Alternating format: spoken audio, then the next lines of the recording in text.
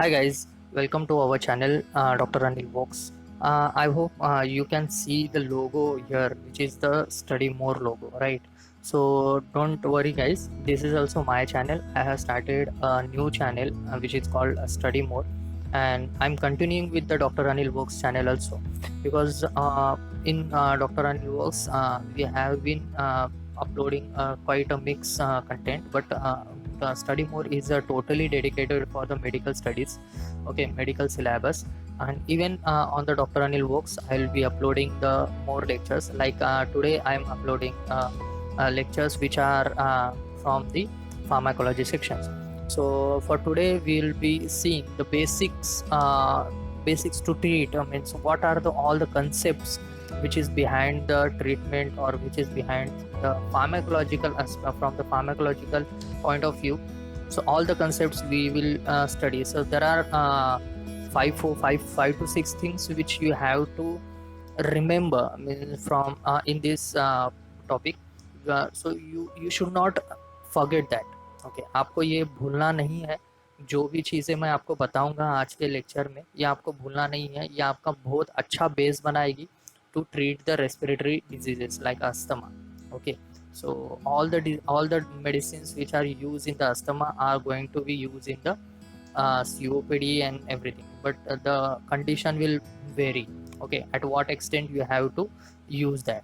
So basically we'll start it again. So before that, let me tell you what we are uploading and what up to what we have reached on the Study More channel also. Okay guys, so let's see that also. So जैसे आप लोगों ने doctor Anil वोक्स को support दिया है, so lot of thank you, lot of thanks, and I am really appreciate your support. Study More channel also. Okay guys, and do visit there also. Let me show you how many videos I have uploaded over there. So hi guys, you can see here the how many playlists. You can see the playlist of Study More channel. Okay, so here I have uploaded 9 videos of medical pharmacology, right? The last updated on 25. Okay, 9 videos up to I have uploaded.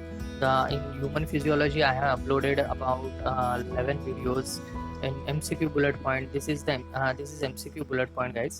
See, this is MCQ bullet points where I upload many points, means कुछ ऐसे points मैं आपको देता हूँ जो 3 points रहते हैं, और उसके आंसर भी देता हूँ, क्वेश्चन और उसके आंसर.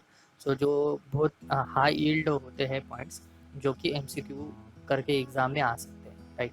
सो नेक्स्ट पीजी और यूएसएमएलई और DNB Gita series I have started. I have uploaded 1 video on that, and this MCQ bullet point I have uploaded 9 videos up to now. So this is Study More shorts. Okay, right now अपना 29 videos वहाँ पर uploaded है, जो कि आप देख सकते हो गाइस, जिसके अंदर एक वीडियो में आपको कम से कम 10 से 15 एमसीक्यू बन जाएंगे. उतना हाई यील्ड मटेरियल मैंने उसके अंदर अपलोड किया है. सो एक वीडियो में छोटा सा टॉपिक है, वो 1 मिनट में कवर किया है, but with in that 1 minutes you will be able to solve at least 15 MCQs. Means 15 MCQ can be made from that. Okay, internal medicine के 5 वीडियोस मैंने अब तक अपलोड किए हैं. बायोलॉजी की ये है, so this is for the basic lectures. Then medical pathology के मैंने अभी तक 3 वीडियोस अपलोड किए हैं. सो रेगुलरली मैं अपलोड करते रह रहा हूँ. जैसे जैसे अभी फार्माकोलॉजी और फिजियोलॉजी के अंदर ज़्यादा ध्यान दे रहा हूँ, और बाकी वीडियोस को भी उसी के साथ धीरे धीरे आगे हम लोग बढ़ रहे हैं. ओके गाइज, सो अब तू उसको देख लेना. सो और ये हमें जैसे भी इतनी पढ़ाई कर रहे हैं, और कंटिन्यूटी के लिए मोटिवेशन की ज़रूरत पड़ती है, right? So everybody needs an motivation. So that's why I have uploaded 2 videos for our motivation. जो भी हम देखेंगे, सो हमको मोटिवेट रहना पड़ेगा. जब तक हम अपना एम नहीं पा लेते, जब तक हम with our next today's topic. Okay guys, so I hope आपको ये स्टडी मोर के बारे में पता नहीं था, तो आपको पता चल गया होगा. सो यहाँ भी आइए गाइस, विजिट करिए. यहाँ पे बहुत सारे प्लेलिस्ट बनाई है. मैं सारे के सारे सब्जेक्ट्स को धीरे धीरे आगे लेते जा रहा हूँ. आप लोगों के लिए मैं काफ़ी मेहनत कर रहा हूँ, राइट? सो यहाँ भी आइए, यहाँ भी विज़िट करिए, ये चैनल को भी देखिए. देखने के बाद डिसाइड करके कि कैसे लग रहा है, और प्लीज़ मुझे फीडबैक में बताइएगा.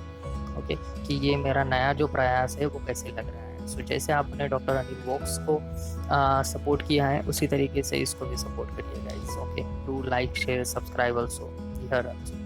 Okay, so let's start with our topic today. Thank you. So basically आपको ये चैप्टर समझने के लिए या फिर रेस्पिरेटरी सिस्टम समझने के लिए कुछ वर्ड्स है जो आपको पता रहने चाहिए। So let's start with that. First is the broncho constriction, okay, and second is broncho dilation, okay. So bronchodilation, so these two words are very important. So सब कुछ हर एक ट्रीटमेंट अपना इस इसके ऊपर दो वर्ड के ऊपर घूमेगा, राइट। तो अब हमको क्या करना है, broncho constriction means what, it will constrict your bronchi, it will constrict bronchi. So bronchi अगर कंस्ट्रिक्ट हो गया, सो क्या क्या होगा, so the patient will there is a difficulty in breathing, so difficulty in breathing, right. So breathing difficulty होगी, हाँ, सो breathing difficulty होगी, सो फिर क्या होगा, so patient will start more means as जैसे ब्रीदिंग को डिफिकल्टी हो रही है, सो क्या करेगा फिर पेशेंट, so patient will start to take more oxygen from environment, right. जैसे उसको लगेगा, the patient will feel that he is not getting enough oxygen, so he will start to take more oxygen and more frequently, right. Normal R कितना होता है, R means what, respiratory rate, so how much it is about 20, right, 16 to 20, right, हम 20 पकड़ेंगे, actually it is ideally it is 18 per minute, okay। so इसमें क्या होगा अगर ये बढ़ गया तो, so RR will increase, okay। अब मैं इसको रब कर देता हूँ, so normal RR आपको पता चल गया है, right। अब मैं यहाँ पे लिखता हूँ increase RR, कितना होगा 24, 25, 26, right।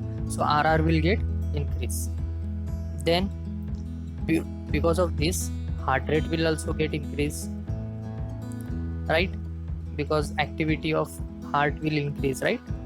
then अगर ब्रोंको कंस्ट्रिक्शन है, right, so ब्रोंको कंस्ट्रिक्शन है मीन्स ये जो पाइप है पहले ऐसी थी, अब यही पाइप जो हमारा लूमेन था वो कम हो गया, which means what, broncho constriction हो गया। अगर इसके अंदर से आप फोर्सफुली जो भी एयर इजीली पास हो रहा था, राइट, जो भी एयर इजीली पास हो रहा था, so it is not making any sound, it is making a sound which is normal, okay. But वही अगर आपने इसको नैरो कर दिया और छोटा कर दिया और उसमें से फास्टली आप एयर पास कर रहे हो, so it will make a sound, that sound is called as wheezing, what, that sound is called wheezing or whistle sound, understood।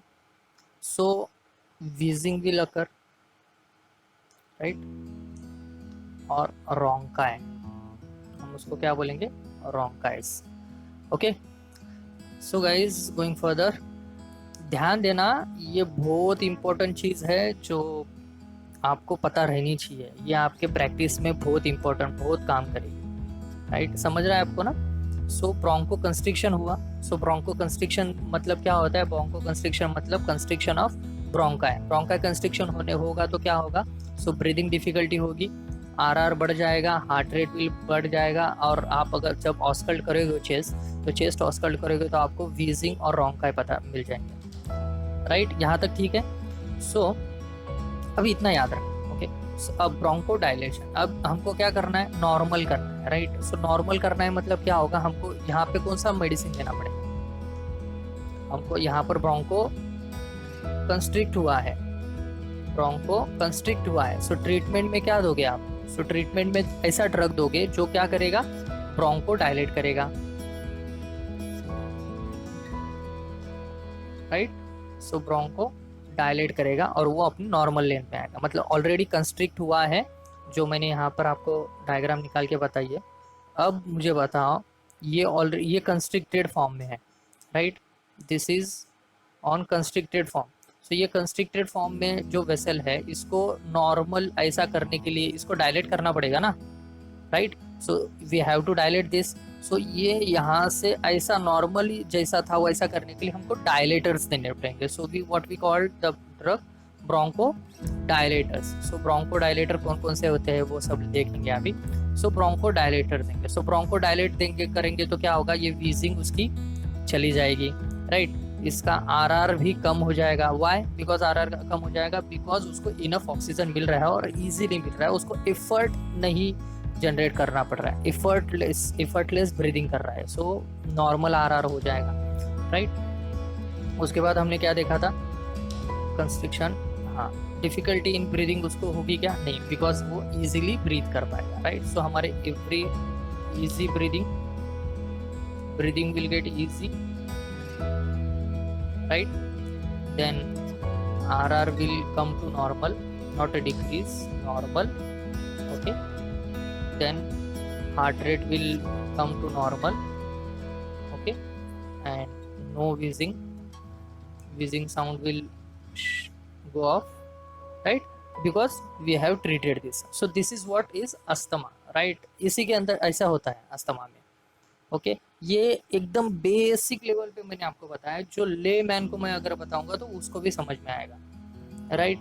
सो अब हम देखते हैं, ये कुछ बेसिक टर्म्स है, जो ब्रोंको डायलेशन आपको पता चला और ब्रोंको कंस्ट्रिक्शन पता चला, ओके गाइस। ब्रोंको डायलेशन क्या होता है, ब्रोंको कंस्ट्रिक्शन क्या होता है, राइट। अब हमको देखना है कि कौन कौन से ड्रग्स है या फिर कौन कौन से मॉलिक्यूल्स है, कौन कौन से केमिकल्स है जो हमारे बॉडी के अंदर होते हैं, जो रिस्पॉन्सिबल होते हैं ब्रोंको कंस्ट्रिक्शन के लिए और ब्रोंको डायलेशन के लिए, ओके। सो ब्रोंको कंस्ट्रिक्शन के लिए कौन कौन से मॉलिक्यूल्स है या फिर कौन कौन से केमिकल्स है जो हमारे बॉडी में है, वो या फिर इन्फ्लेमेटरी मेडिएटर्स बोलो, जो भी, सो वो कौन कौन से होते हैं वो देखते हैं। सो सबसे पहले देखते हैं हम ब्रोंको कंस्ट्रिक्शन के लिए कौन कौन सी मेथड है। सो ये हुआ हमारा ब्रोंको कंस्ट्रिक्शन,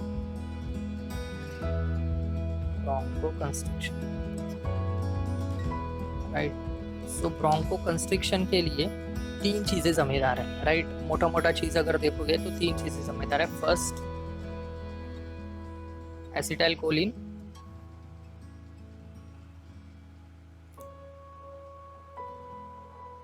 बहुत ज्यादा हो गया, हाँ। सो फर्स्ट इज एसिटाइल, कौन सा कलर लू, ब्लू, सॉरी ब्लू नहीं, yellow, okay. First is acetylcholine. So acetylcholine का इफेक्ट क्या है ब्रोंकस के ऊपर, so it will do bronchoconstriction, okay guys. Then adenosine, okay. So adenosine what will do, adenosine will also do bronchoconstriction, okay. Then leukotriene, okay, so leukotriene will also do bronchoconstriction। so ये 3 बंदे हैं जो adenosine, acetylcholine और leukotriene, AAL, okay. सो ये 3 Bronco constriction करेंगे, right. सो अभी मुझे बताओ, अभी जब भी किसी पेशेंट के शरीर में या फिर जब भी कोई पेशेंट आता है आपके पास और वो बोलता है कि ब्रोंको उसको ब्रीदिंग डिफिकल्टी है और आप ऑस्कल्ट करते हो और आपको व्हीजेस सुनाई देते हैं, राइट, या फिर रोंकाई सुनाई देते हैं, तो आप क्या सोचोगे कि इसको ब्रोंको कंस्ट्रिक्शन हुआ है और ब्रीदिंग डिफिकल्टी हो रही है, राइट। सो कौन कौन से केमिकल्स उसके बॉडी में काम कर रहे होंगे ब्रोंको कंस्ट्रिक्शन के लिए, तो आप इजीली बता पाओगे ना। एसिटाइलकोलिन है, एडिनोसिन है, ल्यूकोट्राइन है, इजीली बता पाओगे। सो दीज आर 3 मोटा मोटा एकदम majorly these are the 3 one which is responsible for the broncho constriction in our body, okay. So अभी ट्रीटमेंट में क्या करोगे, सो ट्रीटमेंट में ऐसी चीज दोगे जो ये इनके एक्शन को क्रॉस करेंगे, राइट। या फिर ऐसी चीज दोगे जो ये एसिटाइलकोलिन नहीं बनाएगा, जो एडिनोसिन नहीं बनाएगा, जो ल्यूकोट्राइन नहीं बनाएगा, या फिर इनको इनिवेट करेगा या फिर इनके एक्शन को इनिवेट करेगा, ओके, सो इस तरीके से मेडिसिन दोगे। अब हम देखते हैं ब्रोंको डायलेशन के लिए कौन रिस्पॉन्सिबल है, राइट। ब्रोंको डायलेशन के लिए कौन रिस्पॉन्सिबल है, ये बहुत इंपॉर्टेंट लेक्चर है गाइस, आप प्लीज इसको बार बार देखिएगा।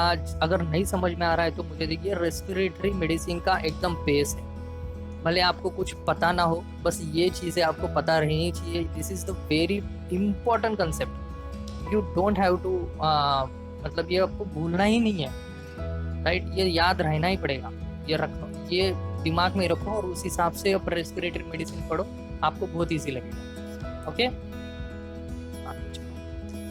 ब्रोंको डायलेशन के लिए अब क्या क्या होता है। So broncho dilation, white colour, broncho dilation.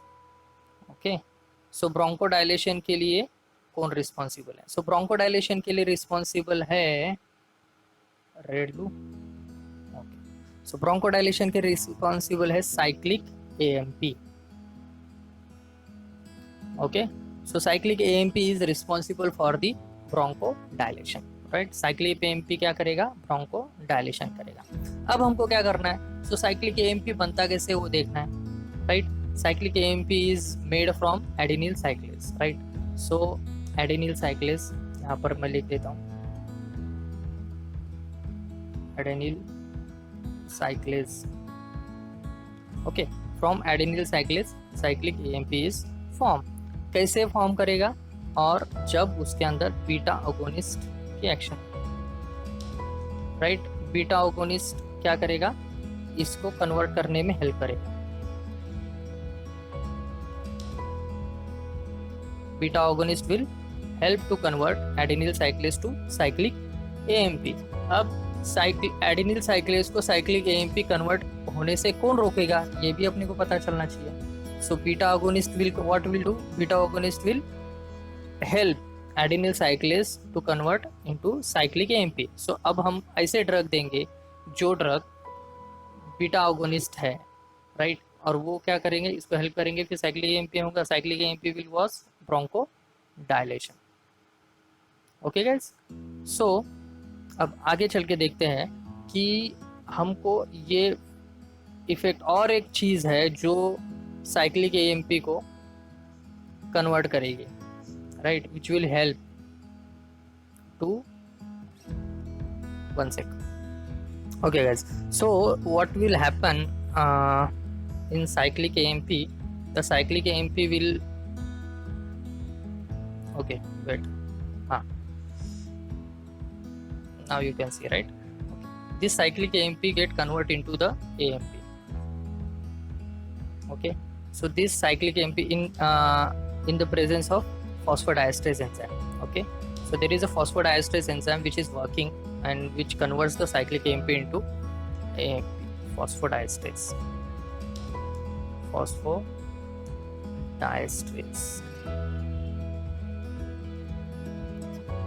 okay, what this enzyme will convert this cyclic AMP into the AMP। but what we need for the bronchodilation, for bronchodilation we need a cyclic AMP। so हमको कोई ऐसा medicine चाहिए जो इसको block कर दे, जो इसकी action को ब्लॉक कर दे, राइट। सो अगर हम ऐसा मेडिसिन देते हैं जो इसकी एक्शन को ब्लॉक कर दे, तो cyclic AMP will do, right, cyclic, there will be more cyclic AMP, right, to cause bronchodilation. So ऐसा मेडिसिन का नाम है theophylline. What is the name of the drug? The name of that drug is theophylline, sorry, which will decrease this phosphodiesterase, right। theophylline हम use करेंगे, यहाँ पे लिख दो, okay, theophylline। okay, so theophylline we will use to decrease the conversion of cyclic AMP to AMP, right। so we how, कैसे phosphodiesterase को inhibit करेगा। So beta agonist है, सो दो तरीके से हम ब्रोंकोडाइलेशन कर सकते हैं, राइट, दो तरीके, कौन सा, एक तो बीटा अगोनिस्ट दो उसको, right. Beta agonist are what, example terbutaline, albuterol, right, etc। so all these drugs are beta agonists। so these drugs will what will they do, this will convert the adenyl cyclase into the cyclic AMP. और यहाँ पर क्या है, cyclic AMP को conversion, AMP में conversion होना रोकेगा, कौन रोकेगा, theophylline. This is the two way from which we will cause bronchodilation, right. और ब्रोंको कंस्ट्रिक्शन के बारे में बताया था। ब्रोंको कंस्ट्रिक्शन कौन कौन करेंगे, एसिटाइलकोलिन, कौन कौन से एजेंट्स है जो ब्रोंको कंस्ट्रिक्शन करते हैं, सो ये सारे एजेंट्स हैं। कौन से, एसिटाइलकोलिन, एसिटाइलकोलिन, एडिनोसिन और ल्यूकोट्राइन। सो हमको ऐसे मेडिसिन देनी पड़ेगी जो एसिटाइलकोलिन को इनहिबिट करेगी, जो एडिनोसिन को इनहिबिट करेगी और जो ल्यूकोट्राइन को इनहिबिट करेगी। So leukotriene is what, it is the inflammatory mediator, right. so which gets secretes when there is a more mucus plugging, right। so उसके लिए हम क्या करेंगे, इसको इनहिबिट करने के लिए चीज़ हमारे पास दो चीज़ें हैं। एक है ल्यूकास्ट, लाइक ल्यूकोट्राइन को medicine, so montelukast for example, there are lukasts, okay, so this will decrease the formation of leukotriene, this will inhibit, right, cross इससे अच्छा है इनहिबिट, राइट। तो ये याद है, ये inhibit, minus, plus means stimulate, okay. So here this will plus, this will plus, this will plus, okay, यहाँ पर ये प्लस, ओके गाइस। सो ल्यूकास्ट है कौन से, तो ये दो मेडिसिन है, ये दो ड्रग के ग्रुप है जो ल्यूकोट्राइन्स को कम करेंगे, राइट। so, अब एडिनोसिन को ब्रोंको कंस्ट्रिक्शन होने में रोकने के लिए कौन है, theophylline, right. So theophylline is, so theophylline के दो एक्शन है। So theophylline will also make available cyclic AMP for bronchoconstriction, bronchodilation, and also inhibits the adenosine, which will not cause the bronchoconstriction. So theophylline is the one of the good drug, okay. Then acetylcholine. So acetylcholine को inhibit कौन करेगा, ipratropium, okay. So ipratropium bromide नाम सुना होगा आपने। So this क्या है इसके action, it will inhibit the acetylcholine. So अब एसिटाइलकोलिन नहीं है तो ब्रोंको कंस्ट्रिक्शन नहीं होगा। अब एडिनोसिन नहीं है तो ब्रोंको कंस्ट्रिक्शन नहीं होगा। ल्यूकोट्राइन नहीं है तो ब्रोंको कंस्ट्रिक्शन नहीं होगा। So this is the pan treatment of our bronchial asthma, okay guys. So आपको समझ, और ये बेसिक है रेस्पिरेटरी मेडिसिन का जो आपको पता रहना चाहिए। सो आज मैं ज़्यादा आपको कुछ नहीं बता रहा हूँ, आप ले लैंग्वेज कुछ भी आपको नहीं पता है उस तरीके से मैंने आपको बताया, लाइक समझ लो, आपको कुछ भी नहीं, कुछ भी याद मत रखो, कुछ भी समझ मत, बस ये याद रखना कि ब्रोंको कंस्ट्रिक्शन को कैसा होता है और ब्रोंको डायलेशन क्या होता है। फिर से रिवाइज करते हैं एक अच्छे से, एकदम इजीली, फास्टली। अभी सबसे पहले ब्रोंको कंस्ट्रिक्शन क्या होता है, ब्रोंको डायलेशन क्या होता है, आपको पता चल गया। ब्रोंको कंस्ट्रिक्शन क्या होता है, ब्रोंको डायलेशन क्या होता है, ये याद हो गया। What is bronchoconstriction, what is bronchodilation, right. Bronchoconstriction होगा तो क्या होगा, डिफिकल्टी इन ब्रीदिंग होगी। पहले तो ब्रोंकाई कंस्ट्रिक्ट हो जाएंगे, फिर बाद में क्या होगा, फिर डिफिकल्टी इन ब्रीदिंग आएगी, फिर रेस्पिरेटरी रेट बढ़ जाएगा, उसका व्हीजिंग ब्रोंकाई सुनाई देंगे आपको, राइट। उसके बाद ब्रोंको डायलाइज, फिर अब उसको ट्रीट करना है तो क्या करना पड़ेगा, bronchodilation. So easy breathing होगा, रेस्पिरेटरी रेट नॉर्मल होगा, हार्ट रेट नॉर्मल होगा, व्हीजिंग नहीं होगी। सो आपको मेन मेडिसिन आपका मेन इफेक्ट क्या है कि आपको broncho, okay guys. So then bronchodilation हो गया, फिर bronchoconstriction. So bronchoconstriction में हम लोग क्या करते हैं, ब्रोंको कंस्ट्रिक्शन कौन कौन से एजेंट कॉज करते हैं, these are the 3 agents, right, AAL। So acetylcholine will cause bronchoconstriction, adenosine will cause bronchoconstriction, leukotriene will cause bronchoconstriction. Then after that what हम उसको ipratropium bromide देंगे acetylcholine को डिक्रीज करने के लिए और इनहिबिट करने के लिए, फिर bronchoconstriction नहीं होगा। थियोफाइलिन देंगे, adenosine नहीं बनेगा, adenosine will not cause then bronchoconstriction. So leukotrienes और celtine देंगे हम ल्यूकोट्राइन्स को इनहिबिट करने के लिए, सो ब्रोंकोकंस्ट्रिक्शन नहीं होगा। अब देखते हैं ब्रोंकोडाइलेशन, राइट।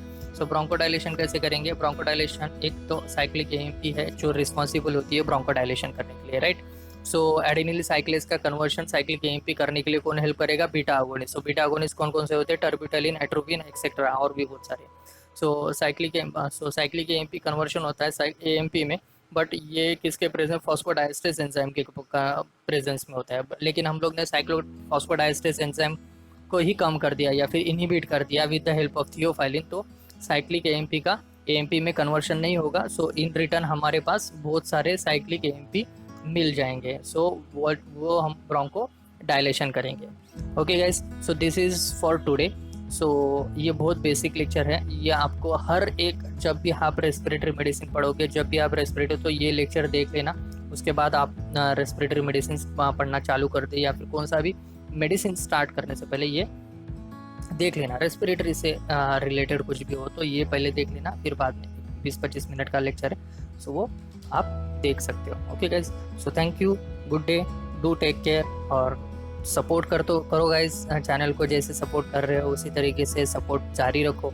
और हाँ, मेरा दूसरा चैनल जो है स्टडी मोर, वहाँ पे भी मैं इसी तरीके से फेस ऑन कैमरा का उपयोग करके आपको समझा रहा हूँ कि किस तरीके से पढ़ना चाहिए, एक्सेट्रा सारे सब्जेक्ट मैं कवर कर रहा हूँ वहाँ पर। So do visit there, do subscribe there also, right. आपको रेगुलरली वीडियोस मिलते रहेंगे स्टडी मोर के ऊपर, ओके गाइज, और इस चैनल के ऊपर भी। बट मोर प्लीज़, आप जो भी जितने भी सारे हो, सारे के सारे आप वहाँ पर भी आकर सपोर्ट करो। Thank you guys, do like share subscribe, thank you, good day, take care, stay healthy, stay bless.